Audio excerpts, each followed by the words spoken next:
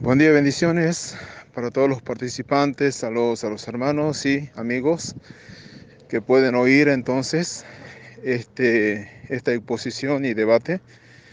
Y bueno, estoy listo, soy Marcelo Vilte de Argentina, evangélico. Soy pretribulacionista y dispensacionalista. Igualmente, buenos días, mi nombre es Ángel Zapata, ya la mayoría me conoce, soy cristiano católico, biblista. En esta oportunidad vamos a debatir con el hermano Marcelo el tema ya pactado, se llama el rapto o arrebatamiento de la iglesia basado solamente en las escrituras.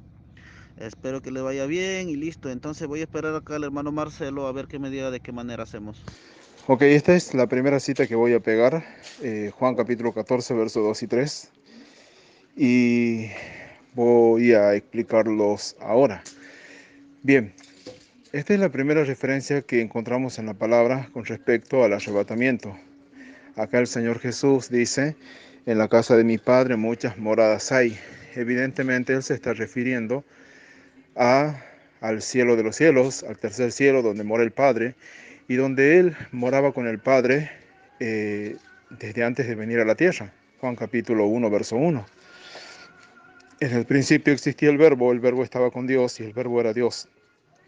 Juan capítulo 17, verso 5, el Señor Jesús dice, glorifícame Padre a tu lado, ahí está a tu lado, con aquella gloria que tuve contigo antes que el mundo fuese. Entonces el Señor estuvo en la gloria con el Padre y Él llama a ese lugar donde mora Dios, la casa del Padre. Dice, muchas moradas hay, voy pues a preparar lugar para vosotros, y si me fuere y os prepararé el lugar, vendré otra vez y os tomaré. Es decir, va a tomar a la iglesia. ¿Para qué? Para llevarlo a la casa del Padre, a donde Él fue a preparar esas moradas. Entonces, el primer texto que presento es en relación al arrebatamiento, eh, Juan capítulo 14, Dios tiene que llevar a la iglesia al cielo. La segunda cita que pego es Hechos capítulo 1. Si bien es cierto que son varios versículos, no es necesario poner atención en todos los versículos. Pero es para presentar la idea. No voy a analizar todos los versículos, pero en forma general voy a presentar. El Señor está por ascender al cielo. Esto ocurre desde el Monte de los Olivos. El Señor le da las últimas instrucciones a los apóstoles, diciéndole que se queden, que iban a ser investidos desde lo alto dentro de no muchos días conforme a la promesa que Él les dio, es decir, el Espíritu Santo. Pero mientras avanzan en la conversación, le preguntan al Señor, Señor, ¿restaurarás el reino de Israel en este tiempo? El Señor Jesús les responde, no os toca a vosotros saber los tiempos o las sazones que el Padre ha dispuesto en su sola potestad. Acá la cuestión es de que ellos están preguntando, de acuerdo a lo que entendían, si es que Israel iba a ser restaurada al reino sobre el mundo entero conforme ellos habían oído de Jesucristo. Este mensaje ellos lo tenían muy en claro. Jesucristo tiene que reinar desde Jerusalén sobre el mundo. Hay muchas parábolas del reino. Y también el ladrón arrepentido creía de este modo, ya que dijo, acuérdate de mí cuando vengas en tu reino. El punto que quiero presentar es que el arrebatamiento es una realidad para ir a la casa del Padre, pero Jesucristo tiene que venir a la tierra para reinar sobre la tierra. Hay muchos pasajes que nos hablan del tema, pero en este caso eh, el Señor les está diciendo a los discípulos con respecto a la pregunta, no les dice que no va a suceder, podía haberlos corregido. Ellos creían que Israel tenía que ser restaurado. El Señor solamente le dice, no les toca a ustedes saber cuándo va a ser, no les dice que no va a suceder. Así que dos cosas tienen que suceder. Jesucristo tiene que llevar a la iglesia, Jesucristo tiene que venir a reinar sobre la tierra. Bueno, había citado anteriormente de que en Hechos capítulo 1 el Señor se encontraba en el Monte de los Olivos y Él da su discurso final y las últimas instrucciones a los discípulos y asciende al cielo. Tal es así que hemos visto que dice que mientras Él daba estas instrucciones, fue alzado arriba y ellos empezaron a seguirlo con la mirada hasta que de pronto una nube le ocultó de sus ojos y ya no le vieron más. Cuando bajaron la vista, había dos varones con vestiduras blancas, los cuales le dijeron: varones galileos, ¿qué estáis mirando arriba al cielo? Este mismo Jesús que ha sido tomado de vosotros al cielo, así volverá, como le habéis visto ir al cielo. ¿Para qué va a volver? Zacarías capítulo 14 nos muestra el regreso, la segunda venida de Jesucristo, y dice: después saldrá Jehová y peleará contra aquellas naciones como peleó en el día de la batalla. Esto es una evocación al cruce del Mar Rojo. Entonces el Señor Jesucristo sale de la gloria y dice que va a pelear contra las naciones que estén rodeando a Jerusalén con la intención de destruirla. Él es lo mismo que nos muestra Apocalipsis 19. El jinete del caballo blanco sale del cielo, el cielo se abre, el jinete sale, y la bestia y el falso profeta están con sus ejércitos rodeando a Jerusalén. Es la misma escena. Zacarías 14 se cumple en Apocalipsis 19. ¿Qué es lo que hace el Señor? El Señor dice: va a apresar a la bestia y al falso profeta y van a destruir a los ejércitos de la bestia. Zacarías 14 nos dice: peleará contra aquellas naciones como peleó en el día de la batalla. Obviamente, ¿quién va a ganar? El Señor Jesús. Luego dice: y sus pies se van a firmar en el monte de los olivos. Recordemos, Jesús ascendió del monte de los olivos, Jesús regresará al monte de los olivos. Luego de que Él regrese por segunda vez, inicia el reino milenial. Lo podemos ver tanto en Apocalipsis 20 como en el mismo Zacarías 14, donde dice: los que sobrevivan de las naciones que fueron contra Jerusalén subirán de año en año a adorar al Rey, Jehová de los ejércitos. Evidentemente hay una diferencia entre estos dos eventos. Una cosa es el arrebatamiento de la iglesia al cielo, otra cosa es la segunda venida de Cristo a la tierra para reinar sobre ella. Para comenzar mi exposición voy a utilizar la cita bandera, de la cual habla del arrebatamiento, lo que es, yo le pregunté al hermano si era pretribulacionista, pero bueno, leo su postura, vamos a ver. Primera de Tesalonicenses 4 del 13 al 17 dice: tampoco queremos, hermano, que ignoréis acerca de los que duermen, para que no os entristezcáis. Debemos darnos cuenta que esta cita, la cita bandera del arrebatamiento, habla de la segunda venida de Cristo, porque dice así, fíjense, que nosotros que vivimos, que habremos quedado hasta la venida del Señor. Esto es una venida del Señor. Esto no sucede antes de la gran tribulación. El Señor va a venir al final de los tiempos. No hay ninguna parte de la Biblia que habla de tres venidas. Esto sí cuenta como una venida del Señor. ¿Ve?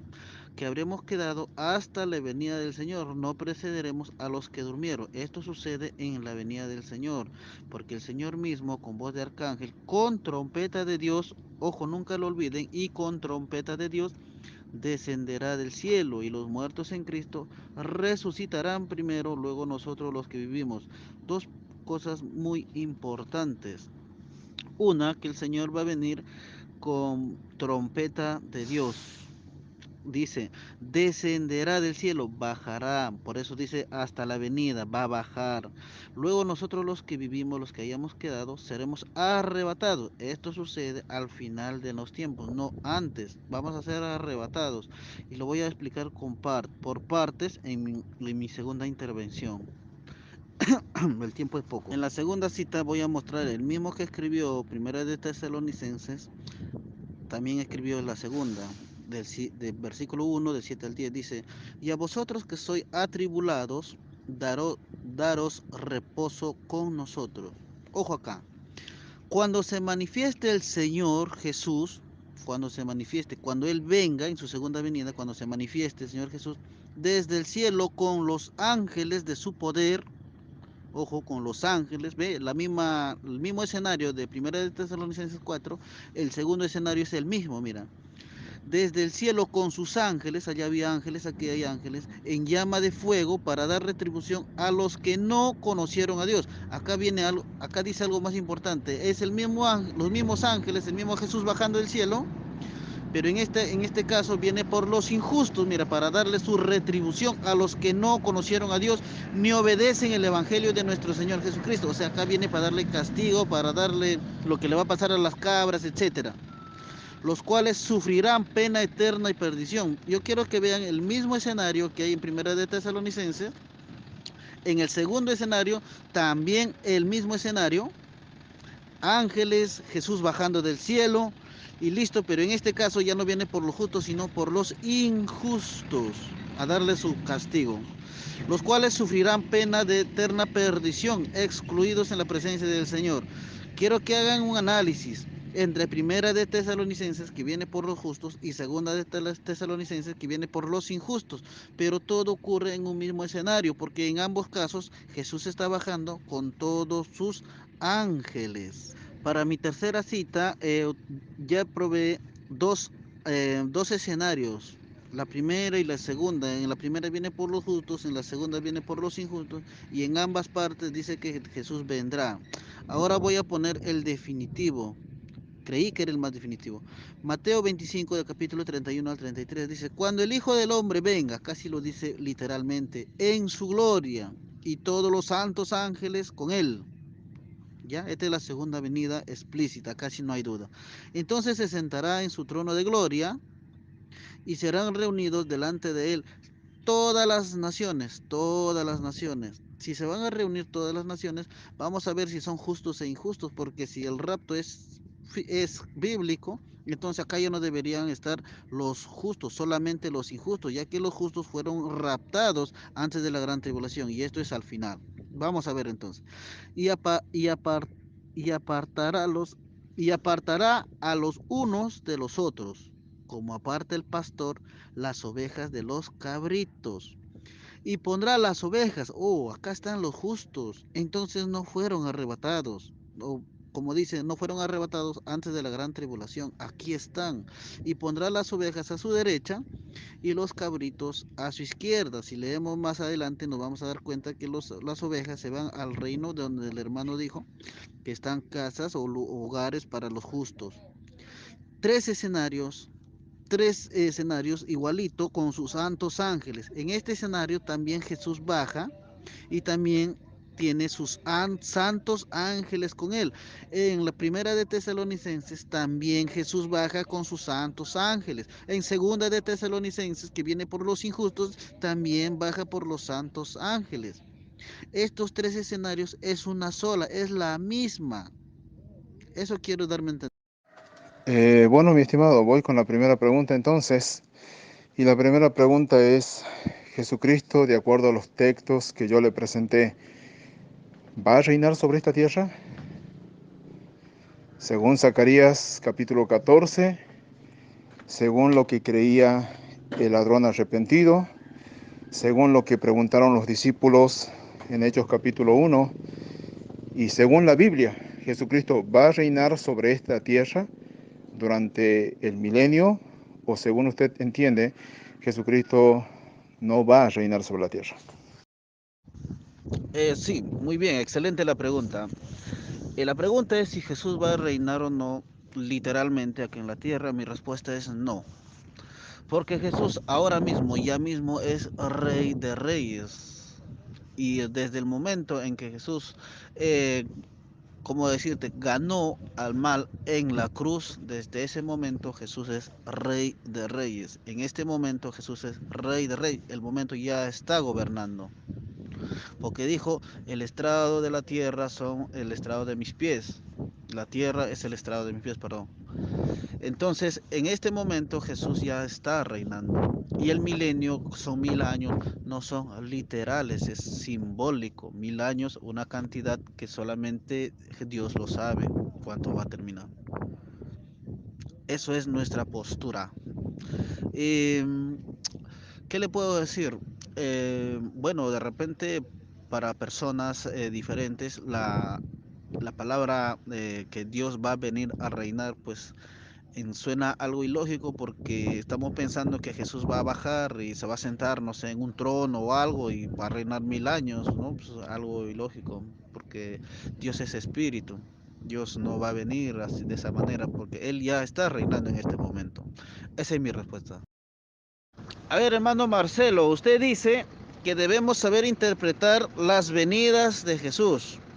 En la primera venida Jesús no toca tierra, pero te estás dando cuenta que estás utilizando la palabra venida, o sea, sí es una venida. Toda la Biblia habla de dos venidas, pero usted le puso tres, porque a una de las venidas usted dijo, es una venida sí, pero no toca la tierra. Quiero que me dé esta explicación nada más. En Mateo 25, Jesús viene y reúne a todas las naciones. En ellas, por ejemplo, reúne todos y separa las ovejas de los cabritos. ¿Cómo es eso que separa las ovejas si las ovejas se supone que ya fueron raptadas antes de la gran tribulación? Ojo que en la cita no menciona que son las ovejas que salieron de la gran tribulación. En esa cita no menciona. Dice todas las naciones y todas separadas las ovejas de los cabritos. Espero su respuesta. Ok, bien, como usted dice, creo que hay que utilizar la lógica, ¿verdad? Ese es el primer principio.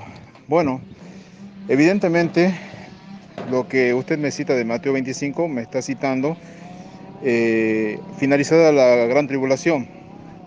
Y en ese sentido, si hablamos de que la gran tribulación finalizó, evidentemente que los que están ahí son los que han salido de la gran tribulación. No puede ser de otra manera, en primer lugar.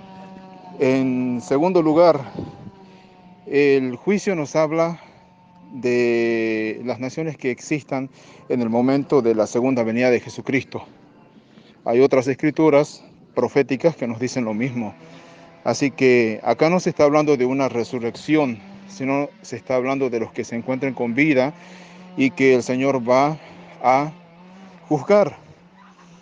Cuando hablamos de venida, siempre dije que hay que definir, porque tengamos en cuenta que, bueno, el tiempo es muy corto. El Señor no llega a la tierra y para entender lo que es la segunda venida, tenemos que entender qué es la primera venida. La primera venida tiene que ver con dos características.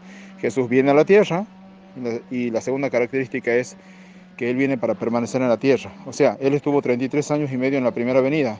La segunda venida es segunda venida a la tierra y va a permanecer en ella reinando, para cumplir escrituras que usted no ha tenido en cuenta, mi estimado. Bueno, mi segunda pregunta tiene que ver con Apocalipsis capítulo 20. En Apocalipsis capítulo 20 vemos que Satanás es apresado y es encerrado por 1000 años en el abismo. Ahora, Cristo empieza su reinado mientras Satanás está encerrado. Según usted, dice que Cristo ya está reinando y por ende ha de creer que Satanás está encerrado en el abismo en este momento, aunque creo que esto no es así. El mundo entero está bajo el maligno. En segundo lugar, cuando Cristo resucita, perdón, cuando Cristo empieza su reinado, hay una resurrección. Eso ocurre al inicio del milenio. Y dice que van a recibir, van a resucitar los que tienen la facultad para juzgar. Y finalmente, eh, luego del milenio, va a haber otra resurrección. Entonces la primera resurrección ocurre antes del milenio. Entonces quisiera que usted me diga cómo usted puede justificarme que si Cristo está reinando, entonces ¿dónde están resucitados los que recibieron facultad para juzgar y que ya tendrían que estar juzgando a la tierra? Entonces, ¿cuándo ocurrió esa resurrección de la que habla Apocalipsis 20? Perfectamente entendí.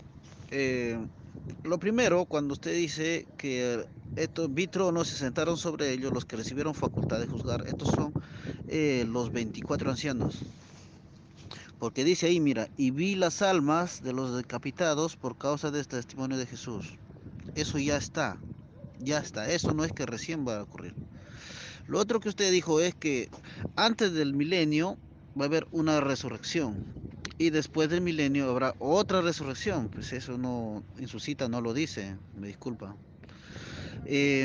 Lo otro es, mira, entonces estaríamos diciendo que el día de hoy Jesucristo aún no es rey de reyes, porque nosotros en la Biblia encontramos que Jesús sí es rey de reyes. O sea, está reinando, porque está reinando es rey. Si no estuviera reinando, entonces no es rey aún. Lo otro es que eh, cuando tú dices que el diablo está entonces encarcelado, es algo simbólico. Por ejemplo, para el cristiano, el diablo no lo puede tocar. Eso significa estar encarcelado, no que lo van a poner en una cárcel literal, porque el diablo es alma, es un espíritu, no es algo literal. ¿Me entiende? Entonces, para el cristiano el diablo no lo toca. No lo puede tocar. El diablo está apresado porque Dios está, eso impide que lo haga. Eso significa que el diablo está apresado. Y tampoco hay lógica donde diga que Jesús va a venir a reinar acá literalmente. El cumplimiento, ¿cómo va a ser literal? Usemos un poquito la lógica. ¿Cómo Jesús va a venir y se va a sentar en un trono y durante 1000 años lo vamos a servir ahí? ¿En qué cabeza cabe? Eso es pasar de lo lógico a lo ilógico. Hermano Marcelo, en la cita de 2 de Tesalonicenses capítulo 4, si agarramos desde el 13, nos habla de que este suceso, el arrebatamiento, es una venida del Señor, porque dice, estaremos hasta la venida del Señor. Cuando Jesucristo venga, hay ángeles acá. Jesucristo viene con sus ángeles. En la segunda también, en segunda de Tesalonicenses también viene por los injustos, en el primero de Tesalonicenses viene por los justos. Dígame, ¿por qué ustedes creen que está hablando de una venida antes de la gran tribulación y no al final? Quisiera que me dé su explicación. Bueno, entiendo de que siempre tenemos que definir a qué nos referimos con venida, porque una cosa es la venida del Señor Jesús por la iglesia, en donde Él no va a llegar a la tierra, y otra cosa es la venida del Señor para reinar. Aunque usted cree que esto no va a suceder, la Biblia dice que sí, que Él tiene que reinar sobre la tierra, y las profecías se tienen que cumplir de modo literal. Puede ser que el anuncio profético sea simbólico, pero el cumplimiento siempre es literal. Bien, en primer lugar eso.